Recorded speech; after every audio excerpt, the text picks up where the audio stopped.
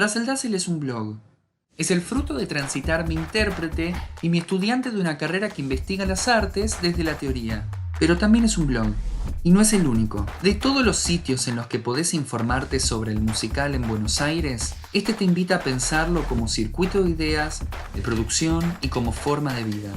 Empezamos por 3 miradas en este primer mes. Valentina Berger nos contó sobre la necesidad de acompañar la formación artística con la mirada de una psicopedagoga.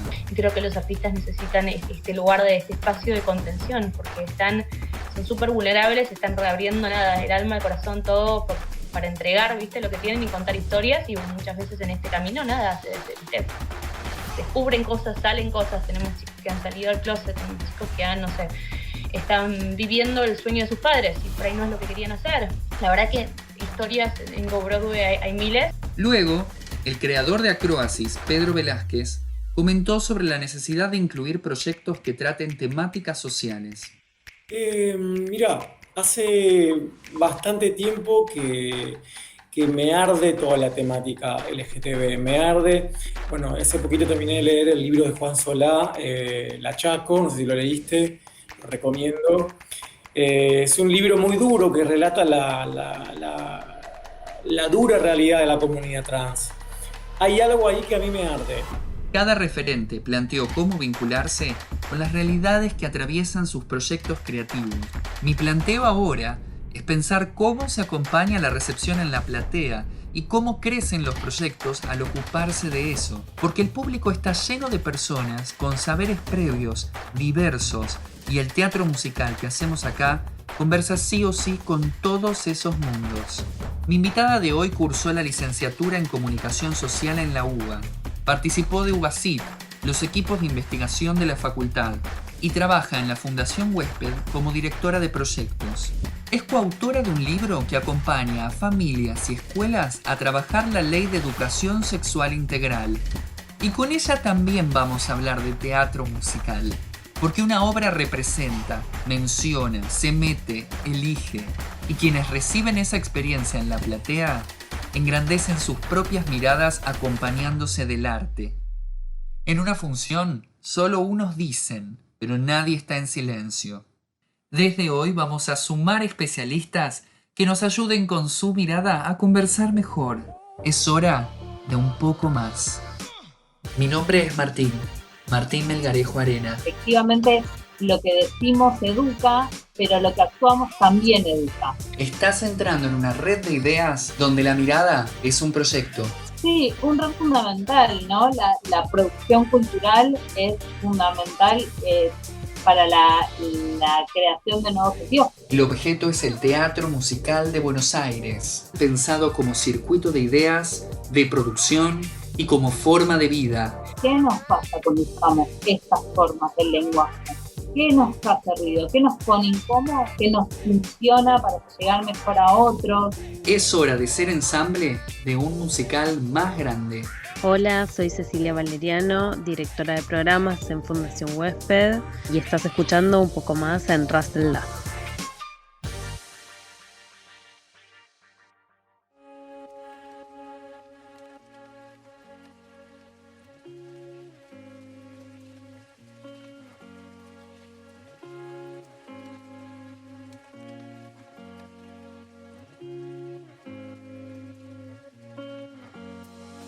Te doy la bienvenida a un nuevo capítulo de Russell Dassel. Hoy tenemos la oportunidad de estar hablando con alguien que nos va a sumar una mirada desde otro lugar. Hoy me acompaña Cecilia Valeriano. Ya escuchamos toda la descripción de todo lo que nos viene a contar Cecilia, desde sus especialidades, desde todo lo que nos va a contar ahora, las preguntas que vamos a hacer.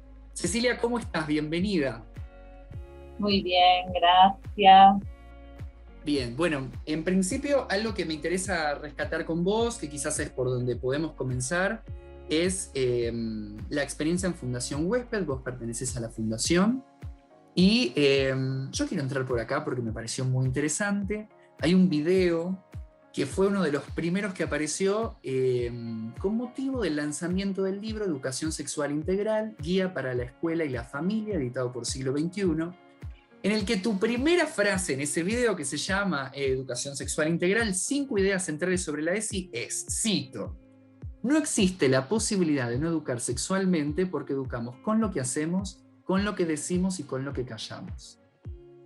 Una idea que me interesaba pensar sobre eso es agregarle también, desde la misión de mi propuesta en el blog, es ¿y qué pasa con lo que representamos? ¿Qué espacio hay para discutir también desde pensar una sexualidad integral en las propuestas que representamos, en las figuras que armamos, también entendiendo esa discusión que generamos con la audiencia? Bueno, toda una pregunta. Sí, la guía acaba de cumplir un año, ya cumplió un año, y esa es una idea central que trabajamos durante toda esta guía, que tiene que ver con poder pensar justamente las representaciones alrededor de la sexualidad, cómo nos atraviesan a las personas. Efectivamente, siempre que hablamos de representación estamos hablando del lenguaje, claramente, ¿no?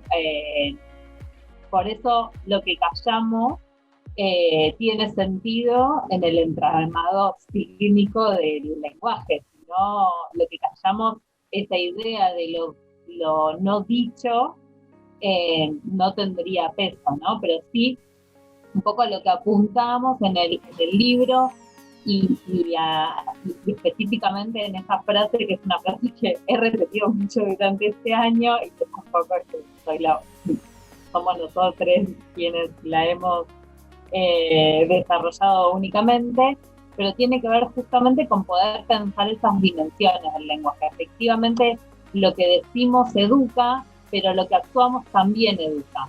Y callar es una acción que ejercemos todas las personas y que en el ámbito educativo transmite valores.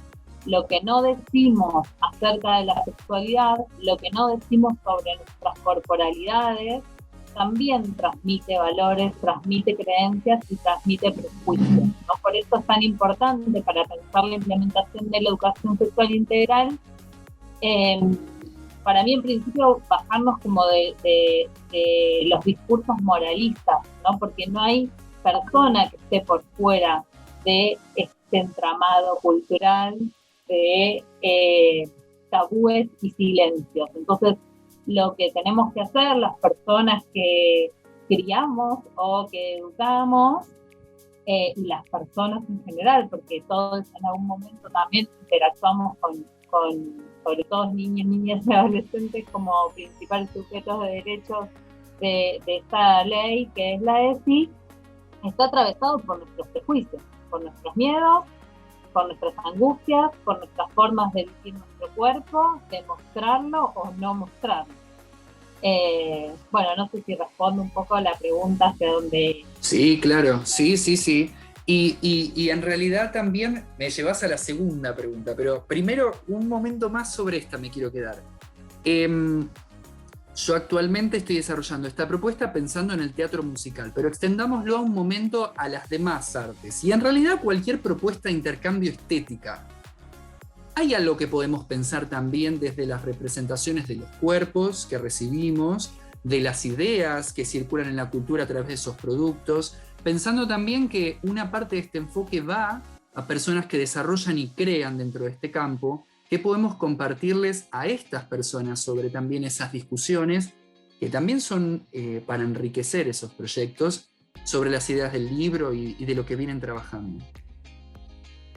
Sí, un rol fundamental, ¿no? La producción cultural es fundamental para la creación de nuevos sentidos, para las disputas de los nuevos sentidos, ¿no? Todo lo que hemos aprendido de las industrias culturales ahí nos trae mucha información sobre por qué la cultura aporta a esa puesta en tensión de los sentidos tradicionales, hegemónicos, condicionantes, heteronormativos, nos traen a la reflexión y a la creación justamente, ¿no? Es un momento muy de transición, es algo que trabajamos mucho en el libro, algo que traemos en el libro que para mí es muy valioso y que a mí me libera, porque es un poco insisto, ¿no? Para mí hay que correrse del posicionamiento moral en todo esto, es importante. Quiere decir que no tengamos ética, obviamente que tenemos, todas las personas y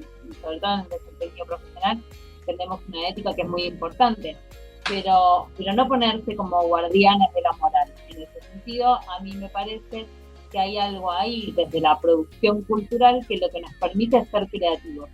Algo que decía que aparece en el libro, que yo sostengo y repito mucho, es qué pasa hoy con el lenguaje inclusivo, con el uso del lenguaje inclusivo, ¿no? Yo particularmente, algo que trabajamos en el libro, es dar cuenta de esa transición. En esa guía hay momentos donde hablamos con el masculino, hay momentos que hablamos con el asignado a géneros, el lo que las, y hay momentos que hablamos con la E.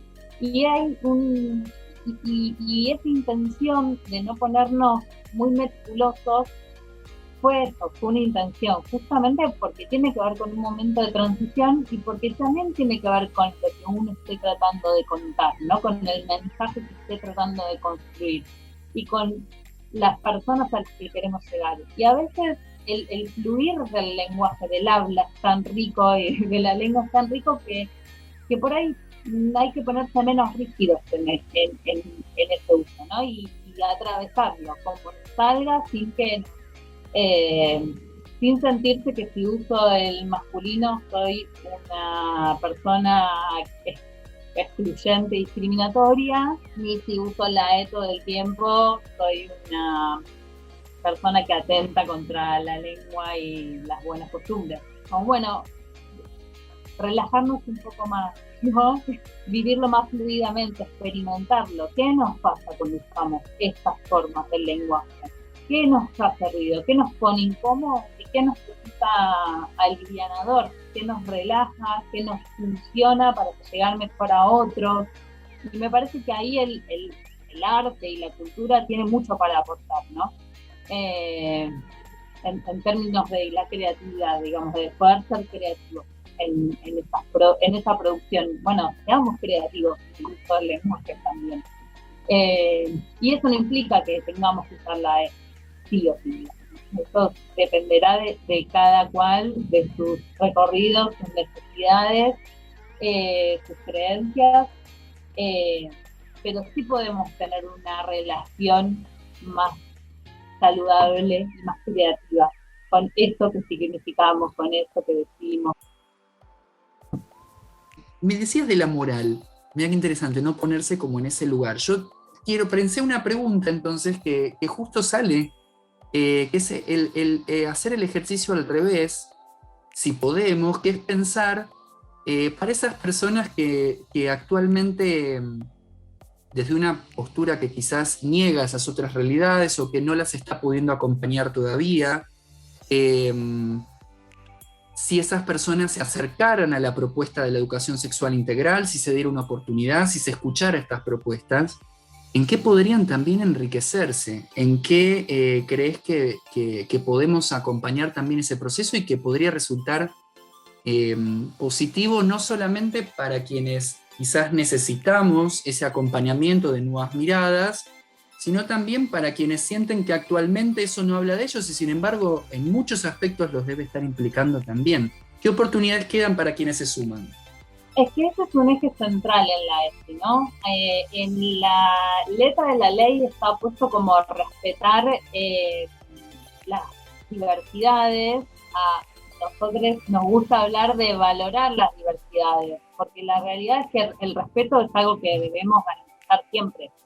No, siempre tenemos que respetar las posiciones, las creencias, las trayectorias diversas. Pero lo que tenemos que tratar de entender es cómo esas diversidades constituyen un valor en nuestra comunidad, cómo esa diversidad en realidad le da valor a esta comunidad que somos, a esta comunidad educativa que somos, a esta comunidad cultural que somos, institucional que somos. Bueno, eso en realidad nos hace quienes somos, esa diversidad. Entonces poder aprender justamente de esa diversidad que nos trae.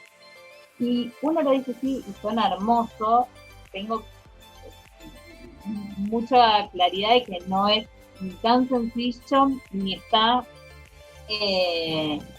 liberado de tensiones y de disputas hasta de poder, si se quiere. Pero sí es un esfuerzo que como comunidades tenemos que intentar hacer, y sobre todo desde la mirada educativa, ¿no? Poder pensar qué nos trae ese otro, qué nos trae esa otredad a fortalecernos individual y colectivamente, incluso en las posiciones más antagónicas de uno, ¿no? Pero bueno, tiene que ver con la propia subjetividad y eso también aplica a nivel comunitario y transmite en esto de lo que no decimos y lo que actuamos, ¿no? Y transmite a los otros una forma de entender esa otredad, una forma de convivir con esa otredad.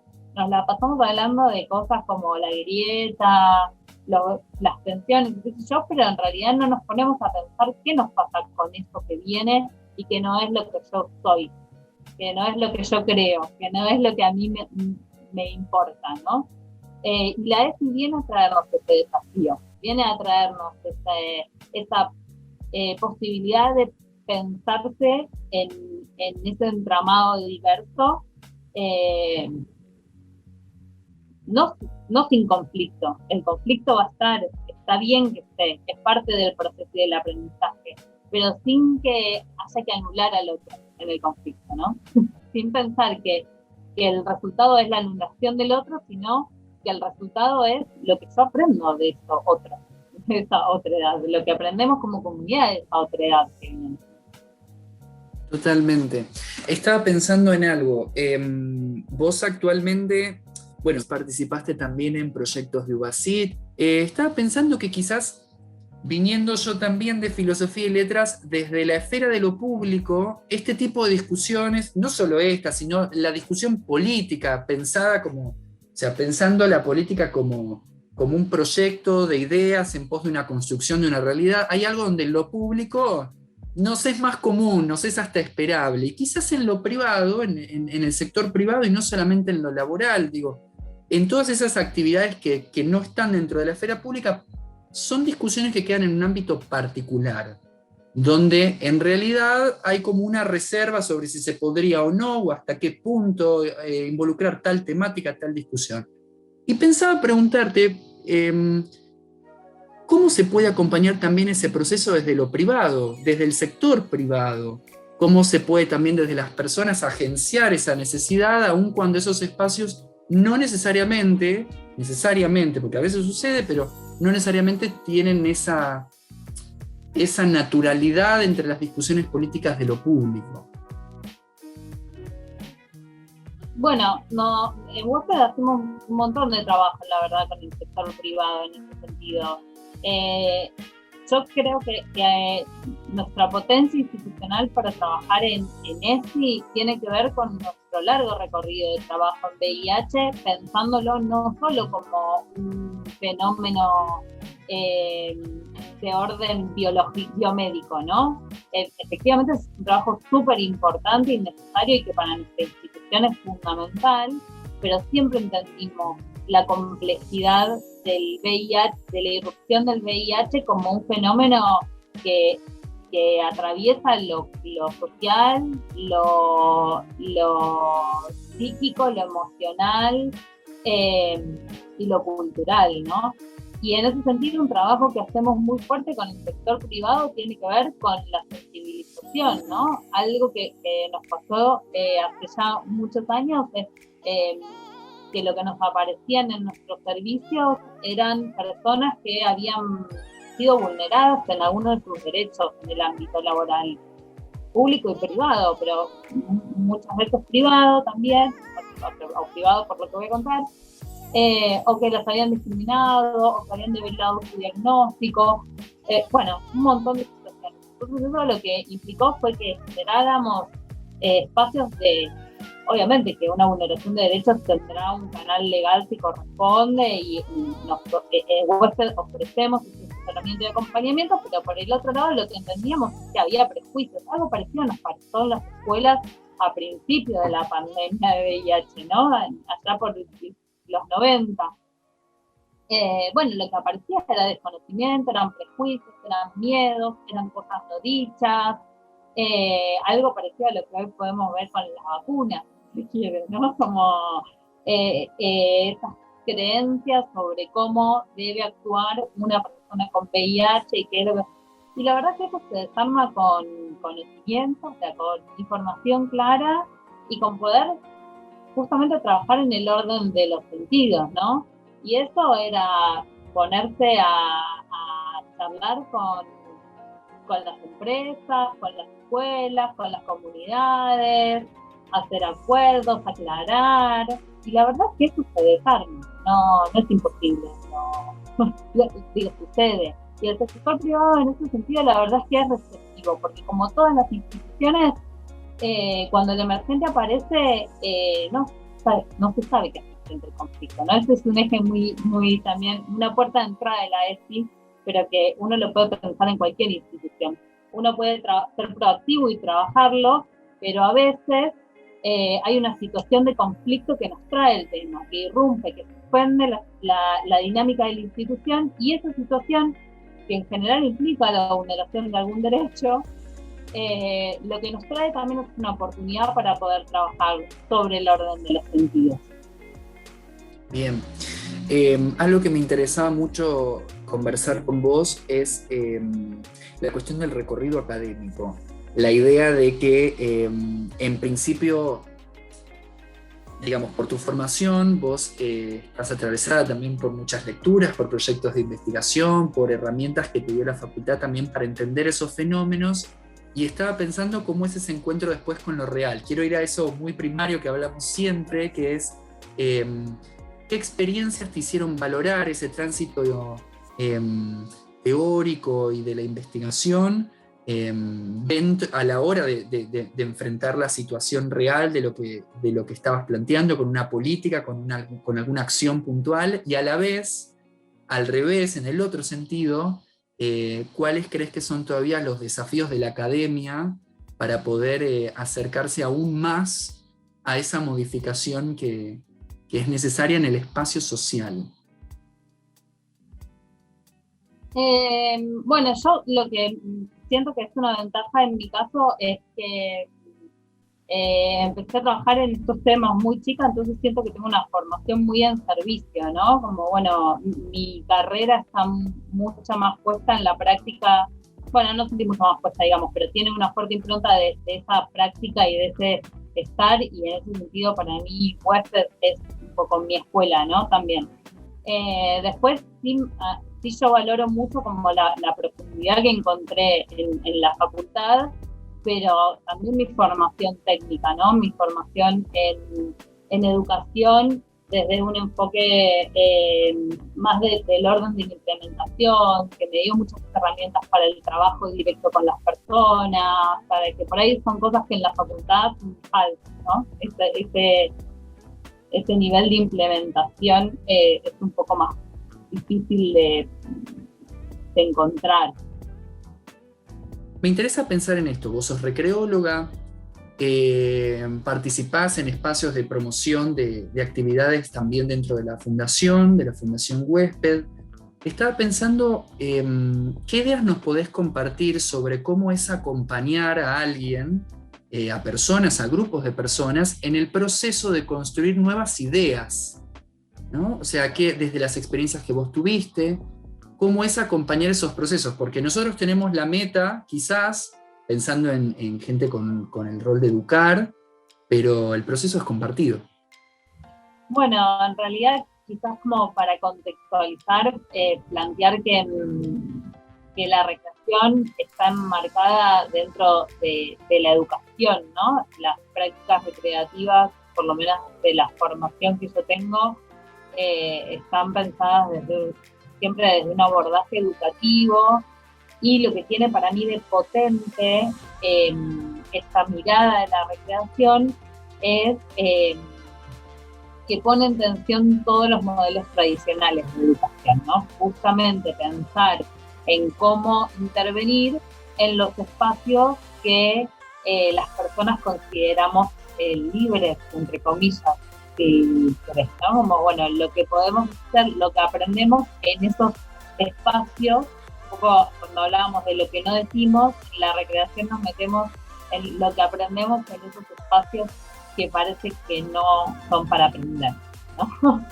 Parece que no son para aprender, parece que son para cualquier otra cosa menos el aprendizaje. Sin embargo, todo lo que sucede en ese tiempo es muy marcador de las vidas de las personas, ¿no?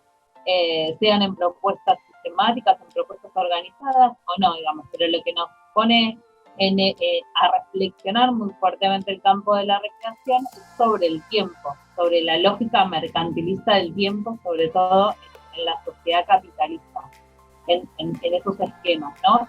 Y nos trae una riqueza en la metodología que es muy disruptiva, es muy revolucionadora en algún punto, porque rompe todos los esquemas tradicionales de la escolaridad, ¿no? Del modelo escolar, donde estamos quietos y sentados y mirando para un lado, toda esa vida tradicional de la educación, porque sobre todo lo que pone en escena es el juego, y el juego como herramienta. Yo pienso mucho en cómo se cruza esto con la sexualidad, que se lo supone que trabajo tan fuerte,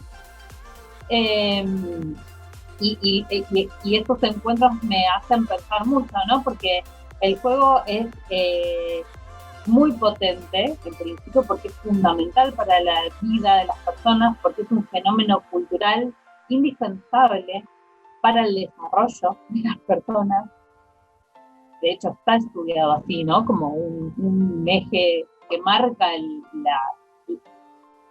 entramado cultural en las civilizaciones, en las comunidades, pero además tiene otras características que son muy interesantes pensar, que tienen que ver con las libertades, ¿no? Nadie te puede obligar a jugar. Uno juega porque eso le produce placer, y ahí hay una apuesta del cuerpo, de las corporalidades, de someter los cuerpos al deseo, al placer, que para mí se encuentran todo el tiempo con todo lo que pensamos en términos de los derechos sexuales y reproductivos, ¿no?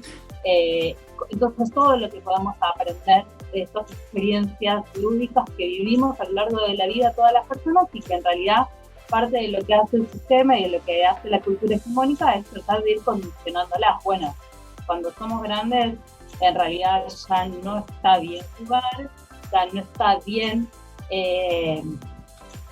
tener abierto o develar esos hechos del placer, ¿no? Esas son cosas que mejor hay que ocultar, sobre las que mejor no hablar tanto. Bueno, esto que aprendemos sobre sexualidad también lo aprendemos sobre el juego, ¿no? Y el desarmar eso es un desafío muy interesante. Te sentís incómodo.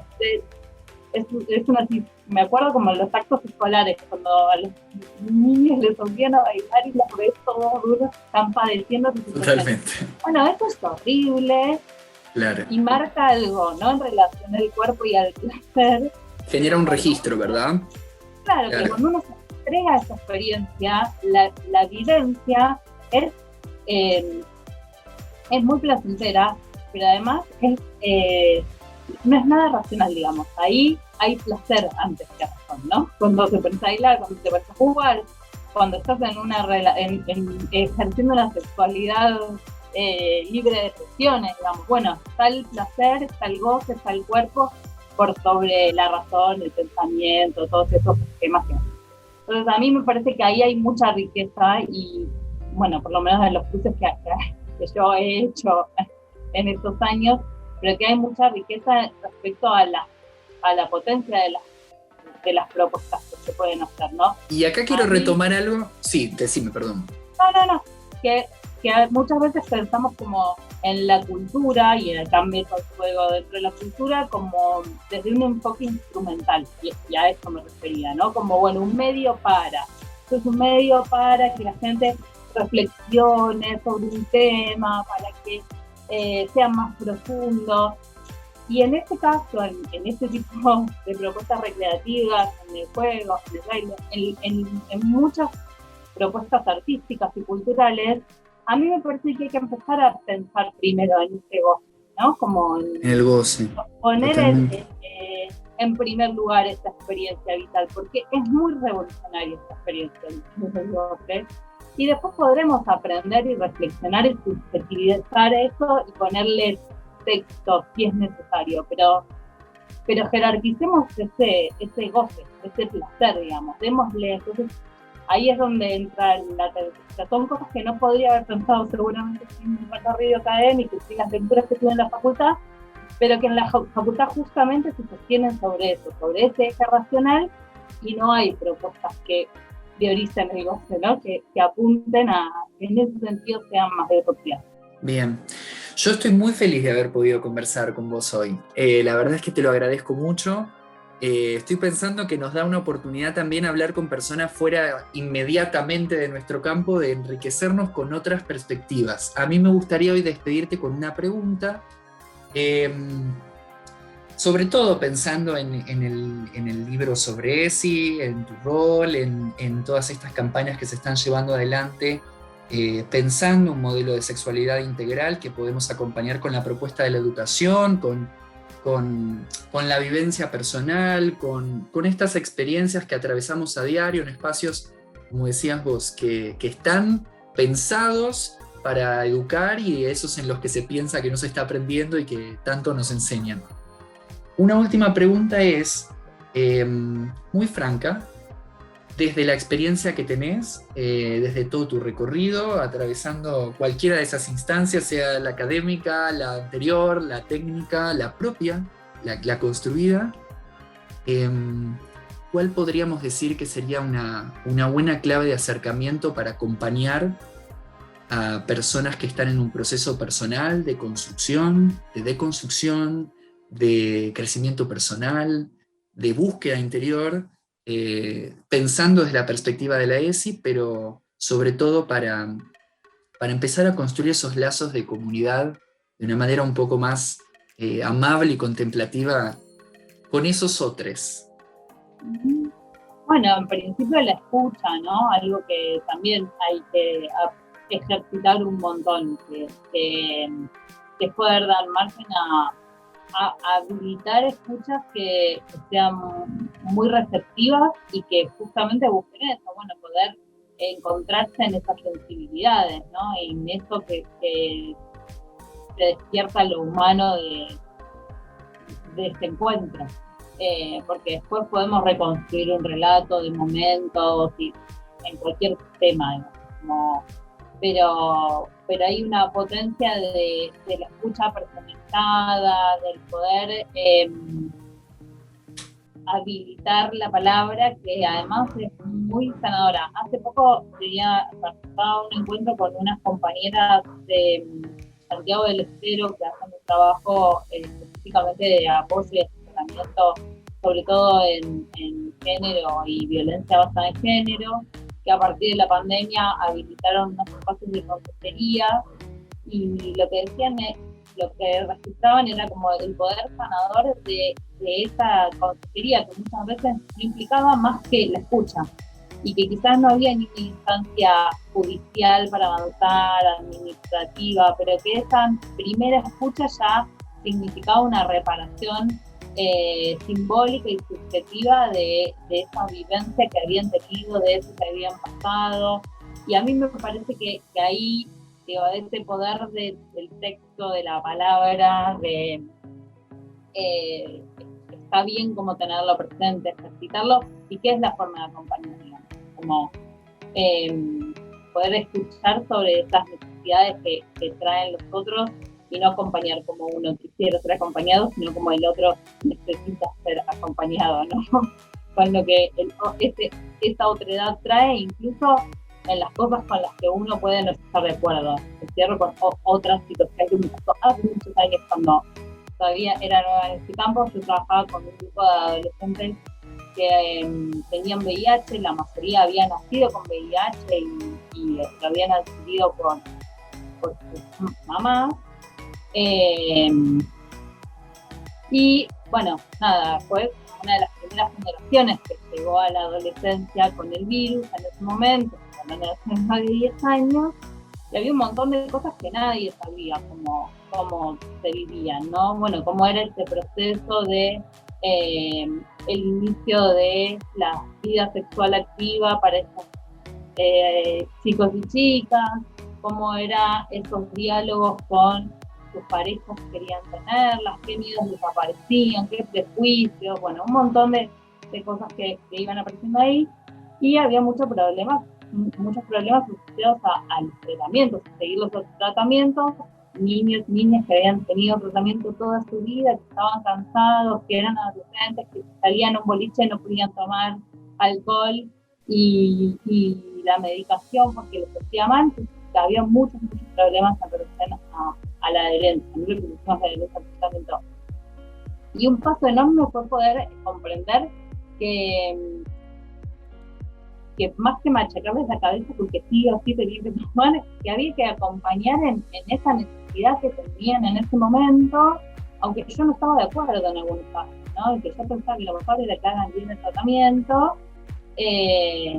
pero que la necesidad que traían era otra, ¿no? Y poder mover mejor de ese lugar de rigidez mío, porque la necesidad y lo que iba a habilitar que su salud mejorara o no, estaba en otro lado, no estaba en el insistir con que tome las pastillas.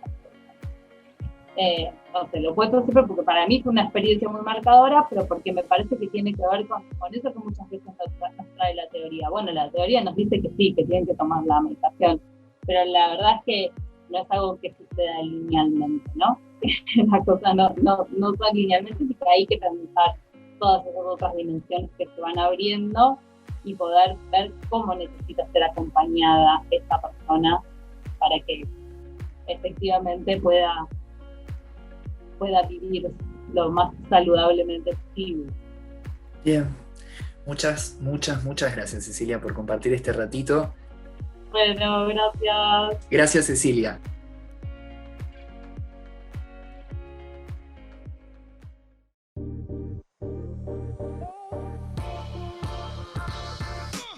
Este capítulo integra la serie del podcast de Russell Dassel, compuesto por una selección del material generado como archivo para trabajos de investigación sobre el género de teatro musical. La entrevistada fue Cecilia Valeriano y entrevistó Martín Melgarejo Arena. Recordá que la música que escuchaste se usa con licencias de Creative Commons y podés consultar su información de derechos en el detalle de la publicación. En el mismo lugar hallarás toda la información de fuentes que se hubiesen mencionado.